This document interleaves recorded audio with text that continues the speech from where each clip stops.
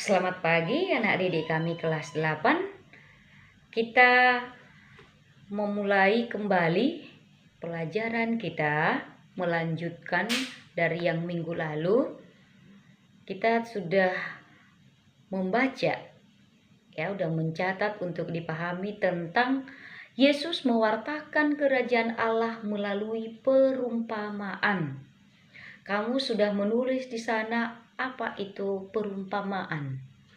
Nah, perumpamaan itu adalah penyampaian pesan dengan menggunakan bahasa imajinatif, kiasan simbolis, atau perbandingan. Nah, jadi Yesus sering menggunakan perumpamaan dalam pengajarannya. Ada maksud dan tujuannya. Apa maksud dan tujuan Yesus? Maksud dan tujuan Yesus menggunakan perumpamaan dalam menyampaikan pewartaannya adalah supaya isi pewartaan itu dapat sampai dengan benar atau pendengar dapat memahami dengan baik apa yang menjadi isi pewartaan itu.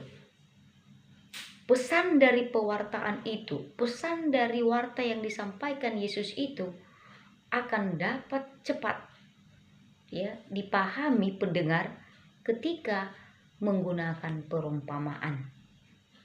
Maka perumpamaan itu diambil Yesus dari kehidupan sehari-hari pada masyarakat zamannya itu.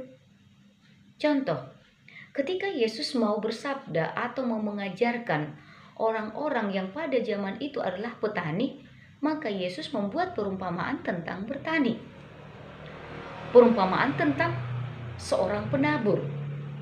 Nah, jadi orang-orang yang bertani lebih mudah untuk memahaminya. Ketika Yesus mau menyampaikan kabar atau pewartaannya kepada nelayan, maka Yesus menggunakan perumpamaan tentang pukat. Nah, dan lain-lain. Nah, kalau seandainya saat ini saya sebagai seorang katekis mau menyampaikan isi dari sabda Yesus ini, saya melihat pendengar saya. Kalau di kota, mereka tidak pernah bertani, bahkan tidak tahu apa itu bibit padi bagaimana, maka saya tidak perlu lebih menegaskan tentang perumpamaan ini. Saya ambil perumpamaan dalam kehidupan yang terjadi di kota.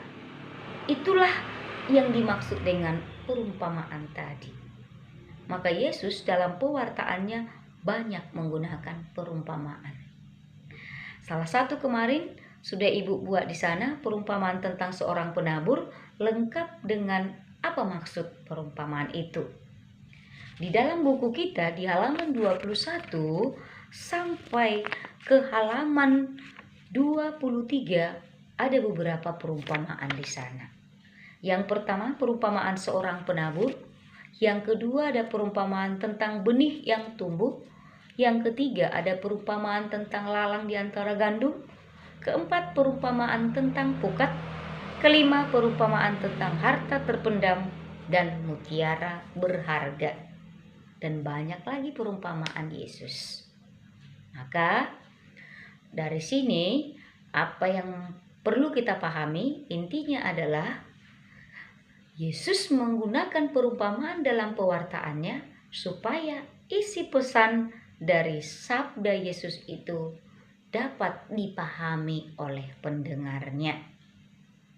Semoga kita sudah memahami dan mengerti. Itu saja yang paling inti di sini. Maka ada beberapa nanti perumpamaan itu kita cari apa makna yang mau disampaikan Yesus dalam perumpamaan itu. Oke, anak-anakku yang terkasih, itulah yang dimaksud dengan perumpamaan. Maka kadang guru pun mau memberikan pengajarannya, mau menyampaikan cerita pengalaman tentang kehidupan itu melalui perumpamaan. Perumpamaan yang sudah dialami oleh siswa itu sendiri. Oke, sampai di sini materi kita.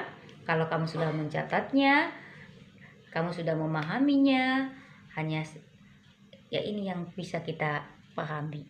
Ya, kita lanjutkan nanti, kita sambung untuk poin berikutnya. Sekian dan terima kasih.